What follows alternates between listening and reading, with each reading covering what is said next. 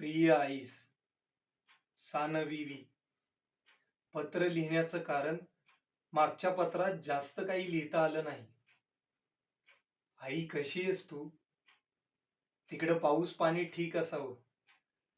इथं सीमेवर मातृभूमीचं रक्षण करत असताना तुझ्याच कुशीत असल्याचा भास होतो.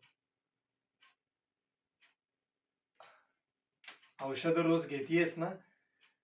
तशी इथं थंडी आहेच, पण काळजी करू नकोस. मी व्यवस्थित आहे. अगं आम्हाला इथं आळीपाळीनं सुट्टी मिळते. माझे 2 जोडीदार सुट्टीवर आहेत. ते माघारी आले की मला सुट्टी मिळेल. तेव्हा मी नक्की येईन. कामाच्या व्यस्ततेमुळे पत्र लिहिण्यास उशीर झाला तरी माझी काळजी करू नये.